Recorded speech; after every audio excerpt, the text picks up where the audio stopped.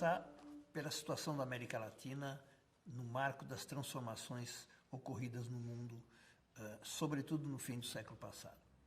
O século passado foi o primeiro século importante para a América Latina, que ela teve protagonismo mundial, acontecimentos, construção de alternativas em relação aos séculos anteriores.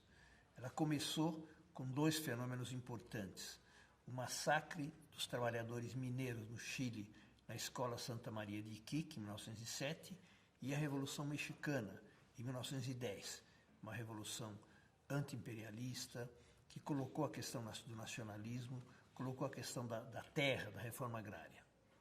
Posteriormente, tivemos a reforma universitária de 1918 em Córdoba, na Argentina. Na década de 30 já, movimentos revolucionários importantes do sandinismo na Nicarágua, Farabundo Martí, em El Salvador, e já na segunda parte do século, o maior acontecimento histórico do século passado na América Latina, a Revolução Cubana. Pela primeira e única vez no Ocidente, um movimento revolucionário rompia com o capitalismo, rompia com o imperialismo e tomava o poder. Primeira experiência de construção socialista no Ocidente. Posteriormente, nós tivemos grandes acontecimentos significativos de revolução e de contra-revolução. Tivemos o governo do Allende no Chile e o golpe que o derrubou. Tivemos as guerrilhas em vários países da América do Sul, em particular, mas também na América Central. Posteriormente à vitória do sandinismo, houve guerrilhas na Guatemala e em Salvador, até que houve uma grande virada no mundo, com o fim da Guerra Fria, a derrota do campo socialista e o surgimento de uma única superpotência, os Estados Unidos, o que inviabilizava qualquer possibilidade de vitória em movimentos guerrilheiros. Aqueles próprios movimentos no Salvador e na Guatemala se reciclaram para a luta institucional, para a luta política. Os acontecimentos mais recentes, nós vamos analisar depois, já têm a ver com o neoliberalismo. Que transformações foram essas nas últimas décadas do século passado? Foram, na verdade, a passagem de um período histórico para outro. Nós vivíamos, do fim da Segunda Guerra Mundial até os anos 70, um período histórico marcado por quê? Por três características. Primeiro, a bipolaridade mundial. Duas superpotências que se equilibravam. Não se equilibravam economicamente. Os Estados Unidos era muito superior à União Soviética, mas havia um equilíbrio nuclear que impedia que houvesse uma guerra aberta, porque os dois se destruiriam. Então havia a chamada Guerra Fria, zonas de influência de um bloco e de outro, e uma certa estabilidade mundial, com alguns lugares de disputa fora dessas zonas de influência. Segundo lugar, havia um ciclo longo expansivo do capitalismo. O capitalismo, quando cresce ou quando retrocede, nunca faz de maneira linear, é por zigue-zagues. Mas um economista russo não marxista juntou esses pequenos ciclos que o Marx analisava e definiu que há grandes períodos, até agora em torno de 25 anos, de ascensão ou de retrocesso. Do fim da Segunda Guerra Mundial até os anos 70 é a fase que o próprio Eric Hobsbawm diz que é a fase de ouro do capitalismo. Crescia os Estados Unidos, a Alemanha, o Japão, as locomotivas do capitalismo naquela época, mas crescia também o campo socialista, crescia a América Latina, então havia um ciclo longo expansivo do capitalismo como nunca tinha havido. Crescimento de 6%, de 7%, de 8%, alavancados basicamente pela indústria automobilística. Grandes corporações industriais, das quais o modelo é a indústria automobilística, com aqueles tipos de fábrica chegavam a ter 50 mil trabalhadores, né? Outros 10, 15, 20, mas produzindo a mercadoria fundamental do século passado e da hegemonia americana no estilo de vida deles no mundo, que é o automóvel. Tipo de estilo individual e tudo mais, bom, com todas as consequências de estilo de vida que isso representava. Esse foi um ciclo expansivo longo do capitalismo que durou até os anos 70. Em terceiro lugar, havia um modelo hegemônico que orientava grande parte das políticas de bem-estar social. Na Europa foi pleno, em outras regiões foi menor, mas havia uma ideologia de que o Estado devia se responsabilizar pelos direitos das pessoas. Pelo menos educação, saúde, ele compartilhava os custos da formação da classe trabalhadora, do povo em geral, e também os custos da saúde pública. Esse período terminou no fim dos anos 70, aquele impulso econômico se esgotou e aí veio uma disputa sobre as características do novo período. E aí nós tivemos mudanças nesses três aspectos. Com o fim da Guerra Fria, desapareceu o campo socialista, não foi apenas uma vitória, foi um aniquilamento de um campo que desapareceu e passamos de um mundo bipolar a um mundo unipolar sob hegemonia imperial norte-americana, o que é um fenômeno de enormes consequências, das quais nós não analisamos todas elas até agora. Mas é a primeira característica. Segundo, do ciclo longo expansivo do capitalismo, se passou a um ciclo longo recessivo do capitalismo. Terminou aquele impulso industrial, com o surgimento do neoliberalismo, se abriram os mercados para os investimentos em grande parte do mundo, a chamada desterritorialização, em que as próprias empresas do centro do capitalismo buscavam explorar força de trabalho mais barata na periferia, mas também um processo de transferência de recursos do setor produtivo para o setor especulativo. O Marx dizia que o capitalismo não está feito para produzir, está feito para acumular riquezas. Se ele ganha mais do setor financeiro, ele vai para o setor financeiro. Foi o que aconteceu. O setor financeiro ele ganha mais, a taxa de juros é mais alta do que a taxa de lucro. A taxa de juros é aquela que ganha na especulação financeira, comprar e vender papéis. A taxa de lucro é aquela ligada à produção. E o salário é a remuneração do trabalhador. Então, passou a haver, se ganha muito mais na especulação, se paga menos imposto, porque os países, na ânsia de atrair capitais, inclusive para equilibrar suas finanças, dão vantagens enormes em termos de isenção de impostos. E, em terceiro lugar, uma enorme liquidez. Se o investidor não está contente com o país, aperta um botão e vai para a Bolsa de Valores de outro lugar. Então, em escala mundial, uma enorme transferência de investimentos do setor produtivo para o setor financeiro. Não quer dizer que tem o bom empresário que produz e o mau empresário que especula. O mesmo grupo econômico que produz tem à sua cabeça um setor financeiro.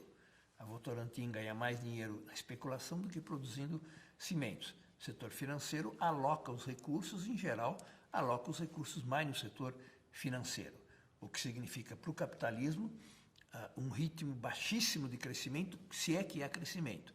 Daí o fato de ser um ciclo longo recessivo, porque a espinha dorsal da economia não é mais um setor produtivo, é o setor financeiro.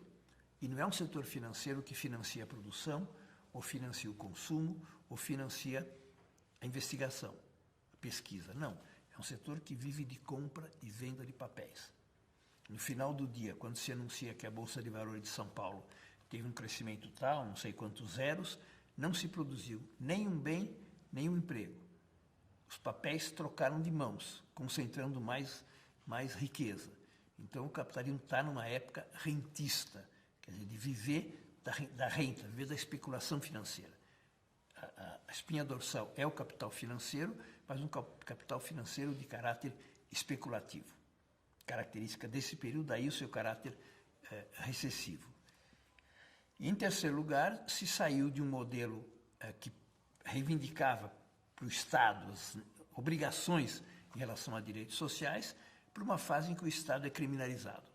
Ronald Reagan dizia lá atrás, o Estado deixou de ser solução para ser problema. Foi uma época em que o capitalismo combinou recessão com inflação, porque o Estado havia assumido uma quantidade de responsabilidades que acabou com a recessão não tendo mais condição de cumprir, e ele acabou inflacionando. Então, uma época que combinava dois fatores negativos, a recessão por um lado e inflação por outro. A partir desse momento, a disputa em torno do Estado passou a ser central. O novo modelo hegemônico de caráter neoliberal passou a tomar o Estado como vítima, como adversário, como inimigo. O Estado é quem inflaciona, o Estado é quem cobraria excessivamente quantidade de impostos, o Estado seria ineficiente, o Estado seria a origem da corrupção. Então, passou a ter vigência os novos valores neoliberais. Centralidade do mercado, Estado mínimo, abertura das economias para o mercado mundial, a chamada globalização. Essas são três características do novo período 3 características de caráter regressivo, porque o imperialismo americano passou a ser fortemente hegemônico, porque deixou de haver um modelo que se preocupava com a proteção dos direitos, ao contrário, nós passamos a um modelo liberal de mercado. Todo mundo contra todo mundo compete, tudo tem preço, tudo é mercadoria, tudo se vende, tudo se compra. E, em terceiro lugar, o papel de retração do Estado, centralidade do mercado, que corresponde ao modelo neoliberal. O liberalismo tinha ficado escanteado desde a crise de 29, todo mundo, naquela época, culpou o liberalismo por ser o responsável pelo descontrole econômico, pela crise. Começou a crise e o liberalismo reagiu como ele costumava reagir, achar que o próprio mercado vai recompor as economias. Quem for menos saudável vai ser liquidado, vai cair fora, vai haver uma certa recessão, mas a economia vai voltar a crescer. Quando a crise passou a ter dimensões muito mais profundas em termos econômicos e também sociais, níveis de desemprego, agitação social, veio a política de bem-estar social para tentar, como se diz, salvar o capitalismo dele mesmo. Quer dizer, como um Estado que passava a assumir responsabilidades. O próprio texto principal do Keynes tem a questão do emprego no seu título.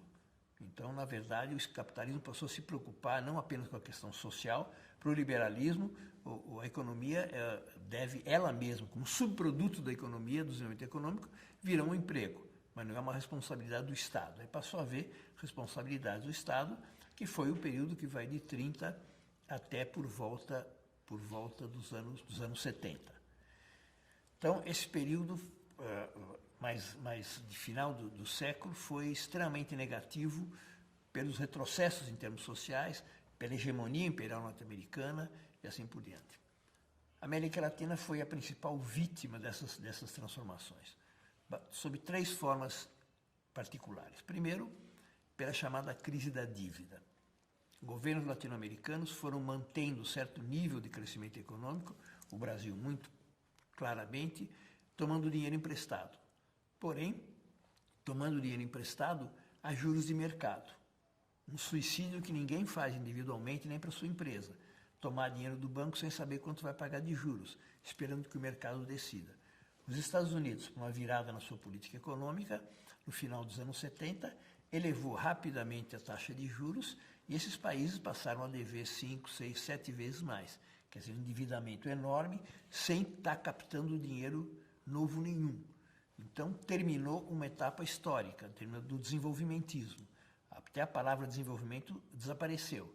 Agora se tratava de correr atrás de recursos para pagar as dívidas. Se dizia que era uma década perdida, na verdade foram várias décadas em que essas economias, todas elas, as mais desenvolvidas e as menos, estavam profundamente endividadas e corriam atrás de exportar, de conseguir recursos. Foi nesse vazio que entrou o Fundo Monetário Internacional, que já existia desde o fim da Segunda Guerra Mundial, mas que agora passou a ter um papel central nas nossas economias. É aquela ambulância que fica esperando na porta a doença, mas chega com seus remédios pesados, porque emprestava dinheiro, uma chamada carta de intenções, quer dizer, más intenções deles. Dinheiro em troca de ajustes fiscais, com metas, com objetivos e com prazos. Chegava a cada tanto tempo uma comissão, uma bolsinha. Em geral, não mandavam gente dos países centrais, mandavam gente da periferia para disfarçar um pouco quem é que estava por trás disso tudo, e vinha trazer dinheiro emprestado, mas com condições que eram cobradas, e se o país não cumpria, renovava, mas renovava com condições mais pesadas ainda. Então, a financiarização da economia começou ali, porque eram cortes drásticos do Estado, se colocava em prática o modelo neoliberal através das agendas, da agência, especialmente do Fundo Monetário Internacional e das suas respectivas agendas. Foi um período, então, de recessão. Começou o processo de recessão mais prolongada, especialmente das economias latino-americanas, porque todas elas foram vítimas desse processo.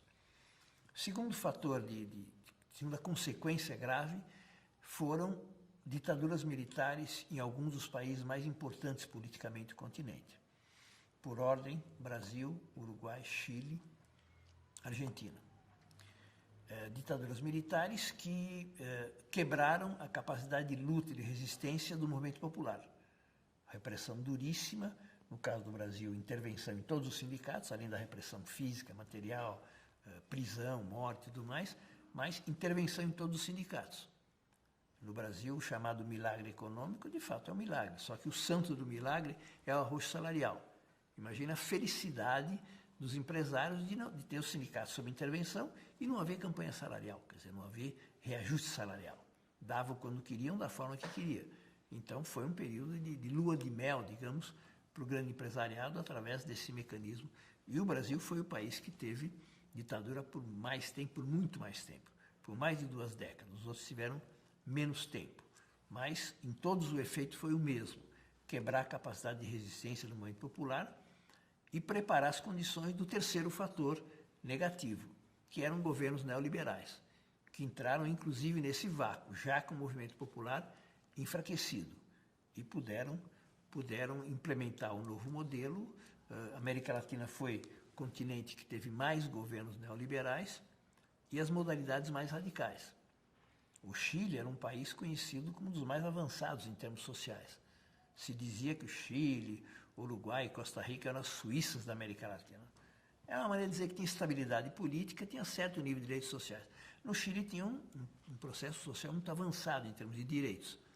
E olha o que o Pinochet fez, quer dizer, até as universidades públicas passaram a ser pagas. Agora está havendo um processo lento de recuperação disso. Mas as gerações já não sabiam mais que a universidade pública não é paga. Acabou com a previdência pública, só tem previdência privada. Quem puder tem, quem não puder não tem. E fica absolutamente desprotegido. Então, uma devastação social brutal do neoliberalismo. Da mesma maneira, a Argentina era um Estado forte, era um Estado autossuficiente em termos de energia, que é um tema fundamental para eles. Em uma semana, o Menem privatizou tudo, inclusive com corrupção no meio, e a Argentina passou a ser um país que não produzia mais petróleo, gás, passou a ter que comprar para fora. Grande parte do déficit público argentino, que é um problema grave, é de subsídios ao consumo de energia. Então, isso é uma virada enorme, um Estado que se fragilizou num dos aspectos que ele era mais forte. Então, foi um elemento devastador, que fez com que a América Latina passasse a ser um continente de muito baixo perfil, né? Quando vieram os modelos neoliberais, já não havia líder político importante na América Latina. Todos eram subordinados à política norte-americana, todos estavam negociando o tempo todo com o Fundo Monetário Internacional, até com condições selvagens. O Lula recorda nos discursos dele que uma das condições de uma das renovações, Fernando Henrique assinou embaixo, é não criar nenhuma escola técnica. Quer dizer, às custas da formação possível da juventude pobre, trabalhadora, entregava isso de presente para ter dinheiro para poder pagar as contas do déficit público. Quer dizer, uma medida cruel, fora outras existentes. Essa porque ela é significativa e contrasta enormemente com o governo de alguém que foi formado, formou industrialmente como operário metalúrgico e sabe a importância disso e constitui uma quantidade enorme de escolas técnicas. Então foram 3 fatores muito graves. O próprio Hugo Chávez, no poder, já em 2002, ele contava que numa reunião no Canadá, o Bush ia apresentar a área de livre comércio das Américas. E reuniu todos os presidentes, ele falou, todo mundo discursou, o Chávez falou que tinha discursos muito bonitos, tá? Podemos imaginar quem discursou bonito. Aí o Bush falou, quem tiver de acordo com a Livre Comércio das Américas, para facilitar, fica como está. Quem tiver conta, levanta o braço. O pobre do mulato venezuelano levantou, olhou para trás, ninguém. Fujimori, Fernando Henrique, Menem. Então, até 2002, tinha uma subordinação absoluta dos governos latino-americanos, quando o neoliberalismo estava fazendo água já, né, ao governo norte-americano. Só não aconteceu pela vitória do Lula, que junto com o Celso Amorim brecou a área de livre comércio das Américas e deu espaço para o processo de integração regional. Mas dá ideia de qual era a situação da América Latina naquele momento. É uma situação de... O continente é o continente mais desigual do mundo. O Brasil era o país mais desigual do continente mais desigual. E as políticas de governo nunca privilegiaram as políticas sociais, a distribuição de renda, mercado interno de consumo de massas, não. Foram sempre políticas de favorecimento do grande capital, industrial ou financeiro, ou primário exportador, o que quer que fosse, né? Então, a América Latina não é o continente mais rico nem o mais pobre, mas é o de maior contradição, maior distância entre a polarização de riqueza e a de pobreza. Um país como o México ocupa uma parte importante da lista dos maiores milionários do mundo, entre eles o Carlos Slim, e tem ao mesmo tempo uma sociedade a mais devastada em termos sociais da América Latina, com a sucessão de governos neoliberais. E, além do mais, vamos falar posteriormente, a situação dramática de ser vizinho dos Estados Unidos e ter uma relação de amor e de ódio com os Estados Unidos. Então, esse é o marco geral das transformações no mundo e as suas consequências para a América Latina. É nesse marco que surge o neoliberalismo na América Latina. O século XX foi fundamental para a América Latina também porque representou as maiores transformações econômicas, sociais e políticas. Como reação à crise de 29, os países para os quais o continente vendia produtos primários exportadores, Inglaterra e Estados Unidos, entraram numa crise profunda e disseram não compro nem vende, praticamente isso. Significou que essas economias tiveram que se voltar para dentro de si mesmas, aqueles que tinham condições se industrializaram, Brasil, Argentina, México aceleraram a industrialização, outros tiveram níveis de industrialização médio, mas em geral o conjunto do continente se urbanizou, criou estruturas industriais, com as consequências políticas também. Com a industrialização se fortaleceu a classe trabalhadora, se estendeu, os sindicatos surgiram, se consolidaram, passaram a existir centrais sindicais e, do ponto de vista político, se fortaleceu o Estado e, junto com o Estado, projetos nacionais, lideranças políticas nacionais, das quais o Perón na Argentina, o Getúlio no Brasil, são duas das expressões mais conhecidas. Então, se constituiu um campo popular com ideologia, com movimentos sociais, com lutas sindicais, com lutas salariais. Então, foi a partir da década de 30 que isso aconteceu no continente. Foi se estendendo ao longo do tempo, em geral de maneira linear, com fortalecimento reiterado, como disse Argentina, Brasil e México na primeira linha, mas países com desenvolvimento intermediário razoável, Colômbia, Uruguai, Peru, também foram desenvolvendo a urbanização por um lado e a certos níveis de industrialização por outro. E foi se constituindo uma espécie de esquerda continental, mais com ideologia nacionalista, embora houvesse fundação e multiplicação de partidos comunistas, de partidos socialistas, né? Isso foi dando corpo ao que a gente conheceu como esquerda latino-americana ao longo do século XX. Protagonista de grandes episódios políticos nos anos 30, nos anos 40, 50 e 60, basicamente, elegendo governadores, elegendo alguns presidentes da República, sobretudo de caráter nacionalista. Vamos ver posteriormente o desdobramento. Mas o México foi um país importante, originalmente vinha da Revolução Mexicana, se constituiu um partido, PRI, Partido Revolucionário Institucional, que aos poucos foi se burocratizando e passando a ser um partido muito mais moderado do que o impulso original da Revolução. Mas também no campo nacionalista, que é o caso do México, a Argentina foi notório pela presença do peronismo. Só surgiu nos anos 40, mas com um impulso enorme, com uma estrutura sindical que até hoje sobrevive de maneira muito, muito forte, muito significativa. Ao mesmo tempo, as estruturas econômicas começaram a se voltar para o mercado interno. Até 30 eram economias voltadas para fora, basicamente. A própria ocupação territorial era uma ocupação voltada para a exportação, voltada para o mercado externo.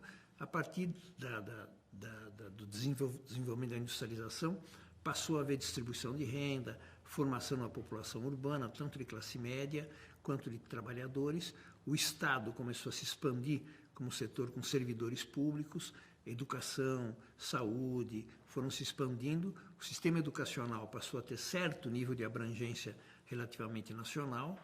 As universidades se expandiram, especialmente a partir dos anos 50 e 60, constituindo um mercado interno que passou a ser abastecido com produção nacional. Foi um dos elementos que potencializou a industrialização dos países latino-americanos durante essa década. Então, quando termina esse período, a fisionomia, o cenário dos países está mudado. A população agrária, camponesa, foi diminuindo aceleradamente, concentração urbana e criação de grandes metrópoles, muito desordenadas, porque pela crise agrária, a população era relativamente expulsa para as cidades, sem que a cidade tivesse nem condições de dar emprego, nem de dar infraestrutura.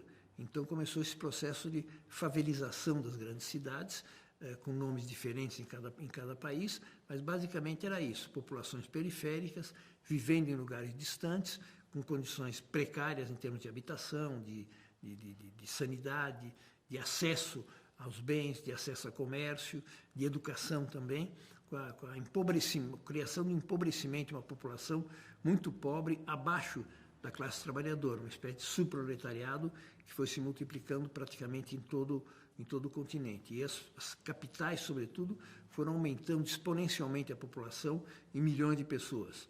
Isso acabou gerando uma concentração urbana muito desordenada, com fenômenos de violência, que posteriormente também com fenômenos de tráfico de drogas, tudo isso.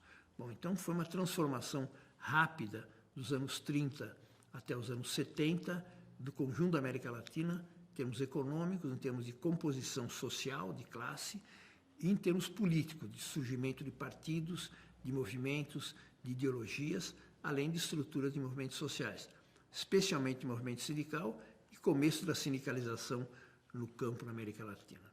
A partir da crise dos anos 70, isso começou a ser afetado também, porque as transformações econômicas, especialmente a financiarização da economia, foi enfraquecendo as estruturas produtivas industriais e freando a multiplicação da classe trabalhadora. A economia foi sendo cada vez mais uma economia de serviços, fragmentada, com dificuldade de organização sindical.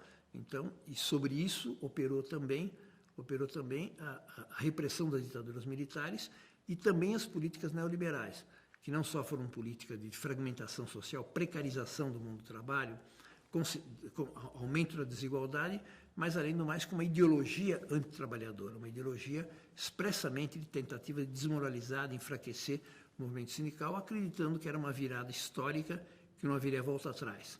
O fim do campo socialista, o enfraquecimento de partidos de esquerda, a cooptação da social-democracia para modelos neoliberais, aconteceu no México, aconteceu na Venezuela, aconteceu no Brasil, aconteceu no Chile, também isolou relativamente a esquerda, exatamente nessas últimas 3 décadas do século passado.